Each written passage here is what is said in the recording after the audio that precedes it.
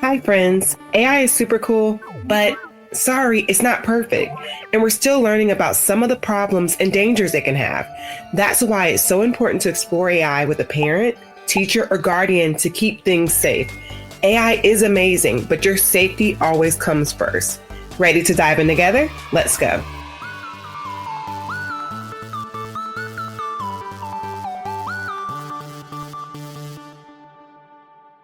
Welcome to the AI for Kids podcast, where playtime, learning, and creating collide bit by bit. Ever wonder how your phone recognizes your face? How does a game learn to get harder as you get better? This is AI. This podcast is designed for kids like you and your human parents, making the complex world of AI easy to understand and, most importantly, fun. So are you ready to unlock the mysteries of artificial intelligence?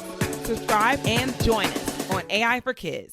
Hey there, listeners. Welcome back to AI Kids Scoop, the place where we break down the coolest news about AI, just for kids like you and the grown-ups who care about you. I'm your host, Amber Ivy, aka AI, and today we're talking about what's been happening with AI in education from earlier this month to May 22nd, the day I'm recording this. So the first thing I want to talk about is China actually is saying no to cheating with AI. As you all know, China is doing a lot of advancements with AI and asking students to use AI, to take courses in AI. But the wild thing is that most recently, officials made new rules for how students can use AI in school. They said that younger students can't use AI tools like chatbots without a teacher helping them, and no one can turn in homework made by AI. Uh-oh. Why? They want kids to keep thinking for themselves. If a robot writes all your answers, you don't get to practice your own ideas, right? And we are concerned that AI can impact kids and their creativity. So these rules are all about keeping learning real and helping students build brain power, not just bot power, right? So what does this mean for you as a student? If you're using AI tools at school or at home, that's great. But remember, you're the smart one. AI should help you learn, not do all the learning for you. So what's next? The United Kingdom, which is a place in Europe, made a pretty big move. The Education Secretary announced they'll be funding new global guidelines for how schools should use AI. And guess what? They're also planning a worldwide summit in 2026 to bring educators together to talk about it. The goal is to make sure AI is used in fair, safe, and smart ways in classrooms all over the world, just not in one country. What does this mean for you? The way AI shows up in your school might soon follow some of these global guidelines that are made by teachers, scientists, and experts from different countries, so that everyone together can learn safely and benefit from this cool tool called AI, while at the same time making sure we're keeping kids safe. So what else is going on? The European Commission released a draft called the AI Literacy Framework. It was actually released today, the day I'm recording this, May 22nd. That's a fancy name for a guide to help students figure out what kids should know about AI. It includes things like what AI is, how it works, how to stay safe when using AI, why ethics matter in AI. Ethics is understanding right from wrong when using the technology. And I want to share what this means for you. If you live in Europe, or even if you don't, you might soon see new lessons in school that explain how AI thinks, how it helps, and what it should never do. It's pretty powerful stuff. And as these different countries and commissions are bringing these different ideas, I definitely am excited to see what's going to happen in the classroom. Oh, there was another cool idea or cool thing that came out of a teen right around some of your ages, right? So this teen built a tool to spot cheating. Now check this out. A 16-year-old high school student named Jun Jang, hopefully I got your name right, from Mississippi, made headlines earlier this month. He built a tool that helps teachers figure out if homework was written by a student or by AI. This has been tried before. It's had some okay effects and some not so good effects. Some of the spotters before have actually called things AI that were not AI. So students got in trouble, and hopefully none of you got in trouble, but some students got in trouble for using AI when it was actually their work. But what he's doing is he noticed that some kids were using tools like ChatGPT to do their writing, and he thought that wasn't fair. So John created a program that learns each student's writing style. So it learns based on you, which AI does very well. Then it checks if something sounds way too robotic. So his invention got him noticed at the International Science and Engineering Fair. What does this mean for you? AI is cool, but using it honestly is even cooler. And John shows that kids like you can build amazing things to help teachers, classmates, and the whole world. AI is not just meant to be built, and AI tools are not just meant to be built by adults. Students, you can now interact with this world, and it gives you access to a lot of cool ideas that you may have already had. It can even help you think about how to deliver it and how to create it. So make sure you're exploring, trying things out. Don't look at the part of it's going to keep you from using AI for homework, because you shouldn't do that in the first place, right? But look at it as if though this young person built something really cool to help the next generation.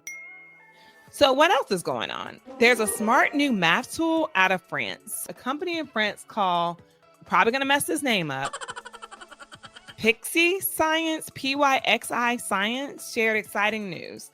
They got funding to grow their AI-powered math app. What's neat about this is their app can read your handwriting and understand your math steps like a tutor who knows exactly what you're trying to do. It then checks if your thinking makes sense, not just if the final answer is right. So if you mess up in the middle of a problem, it can help you fix it right there.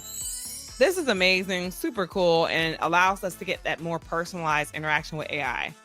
Now, what does this mean for you? AI isn't just about getting to the answer, right? It's all about learning how to think through tough problems and to have a personalized tutor, teacher, supporter there alongside you to teach you how you need to be taught, to help you through a lot of different complex things where a teacher may not be able to spend one-on-one time with you, right? Unless you have a tutor.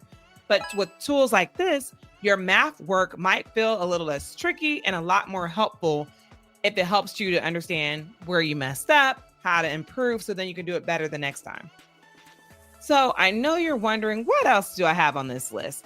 Here's another cool one. There's an AI that actually helps teachers help you. Yesterday, a company called Renaissance launched a new AI tool for teachers. It doesn't replace your teacher. It helps them see how you're doing and what you might need next.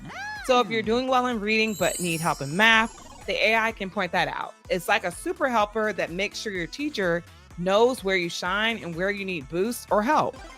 What does this mean for you? You might not even know it, but your teacher could be using AI to make learning just right for you. So if you're struggling in a topic, they could be getting data, which you all know from the D is for data episode, about you to help give you personalized or individualized learning and support just for you as a learner. So before we wrap, I'm going to start doing a segment called Screen-Free Activities, just to give you all an idea of things you can do if you don't have access to AI or a computer. I want to make sure you all are still learning about AI, right? So this activity is called Be the AI. So I want you to ask a friend or adult to give you a task, but only using simple instructions. For example, they might say, draw a triangle, now draw a circle, put the circle on top. You have to follow the instructions exactly to the T. If they mess up a step, you'll see why AI sometimes gives weird answers. It's only as smart as the instructions it gives or the prompts it gives. Then I want you to switch. You give the instructions so you can see how tricky it is to be clear, just like when you're programming or training or prompting a robot or an AI. This will also help you get better with prompting if you test it out with an actual human. So when you go into a generative AI system, you'll kind of get an idea of what steps you need to say to the AI to make sure that it understands exactly what you want it to create. That's it for this week's AI Kid Scoop. From China's new rules to France's math tutor to a Mississippi teen doing science magic, you've seen that AI is changing how kids learn all around the world. But remember, you are in charge of how you use AI. Use it to learn, to grow, and to dream big. Whether you're solving math problems or designing the next big app, you've got this. And remember to always do this and try these technologies with a parent. For parents, all the links will be in the show notes so you can check it out. So thank you all for listening, and I will see you next time for more updates from the wild and wonderful world of AI. Don't forget, be safe and stay curious. Bye-bye. Thank you for joining us as we explored the fascinating world of artificial intelligence. Don't keep this adventure to yourself. Download it, share it with your friends, and let everyone else in on the fun. Subscribe wherever you get your podcasts or on YouTube. See you next time on AI for Kids.